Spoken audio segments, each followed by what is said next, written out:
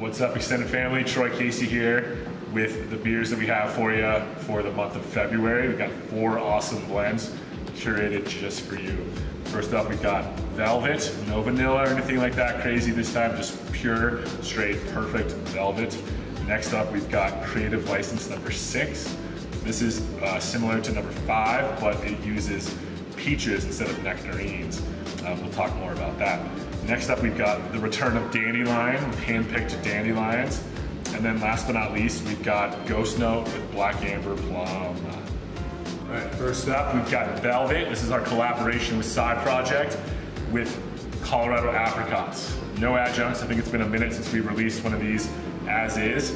This is a fun one because apricots are so kind of hard to find in Colorado. I've said it many times, but the apricots in Colorado are really known to frost early. So when we're able to make one of, to get a good crop of Colorado apricots, it's a big deal.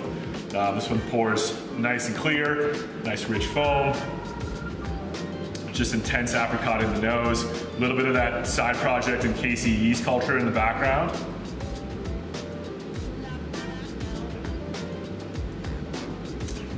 On the nose is assertive apricot. Mild acidity, medium acidity. It's definitely not too much in your face. Great foam stability. It just makes your mouth water for the next sip from that great delicate acid and really rich, intense apricot characteristic. I'm really excited for it this summer after a long winter so far. Having these, this is a nice one for sure.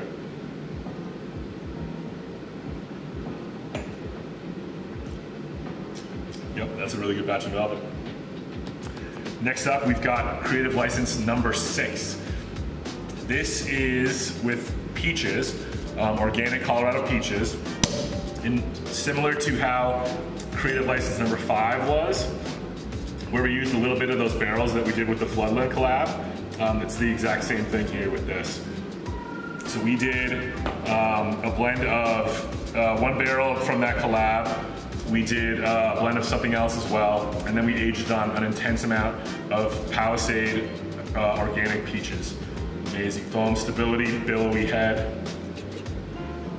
On the nose is really intense peach, but there's also a lot of the complexity from some of those cultures and the different recipe that we used when we did that collab with Floodland.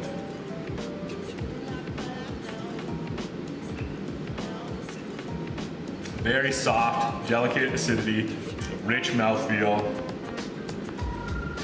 just juicy peach. It's like literally like biting into a peach.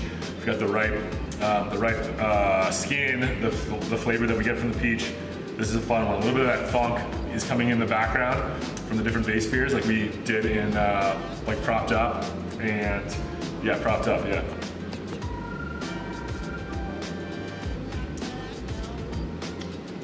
It's a lively one for sure. Next up, we've got Dandelion. This is a beer that we change up the base recipe every year, and then we brew it with freshly picked dandelion flower heads that were picked that morning. So when we brewed this back in late May of 2023, and we picked, if I remember correctly, about 20-something pounds of dandelions from a ranch, an organic ranch, just, that would be what, north of Carbondale here in the valley. And we bring them back to the brewery and we steep them in the whirlpool just like we would add our honey or our maple syrup. And we always get something different every year. That's fun. Look how rich that foam is, that's good. Compared to this one, that's cool. And so every year, this is our 3rd time doing it. It's so much fun to do. It's not nearly as fun when you have to pick all the dandelions, but the results are really fun. So this year we used a different base recipe for Farmhouse. We always use our same Farmhouse culture. And then we are excited to see what we get from it. And every year is a little bit different. So on the nose, you definitely get some complexity. I hate to, it's such an overused term, sour beer, but it's the rustic, it's the earthy characteristic that I think we're getting in this year's batch. Super smooth, super clean. I mean, this was a single barrel puncheon. So the puncheons often produce very clean and complex beers out of those big 132-gallon barrels, and this is no exception.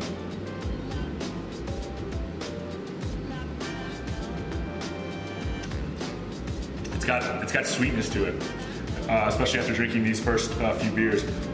There's almost sweetness to it. That's obviously a sour beer, but there's a rich body characteristic in there. I'd have to go back and look, but I would imagine this was a ghost note base beer.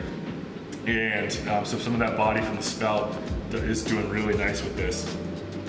But in the nose, I get a lot of red apple, like a really nice red apple, like fruity, candy-like esters. This is what I'm gonna say for sure. This is good. This is gonna be a fun one to age. Yeah, that's a good one. Last but not least, we've got Ghost Note Black Amber Plum. So these were some plums that we also got from Palisade, and this is with Black Amber. Whew. Did you see that catch? Not a drop spilled. The plums, I say it every time, we got a lot of plums this year. You'll see at least one blend per month for the next few months. This is a fun one. Black Amber plums from Palisade. It's got some nice haze to it, great foam stability always.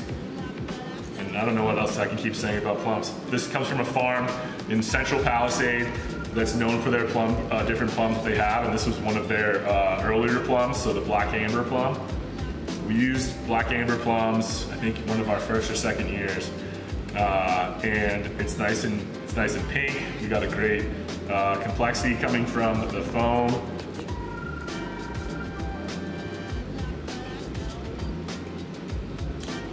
Even at a non-preserves level, there's still massive amounts of fruit in here, and medium acidity.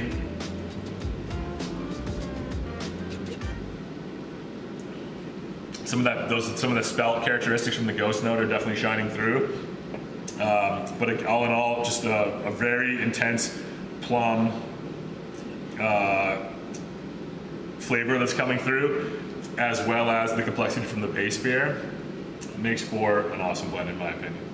Try for yourself, grab some of these next month, and we'll see you all soon. Cheers.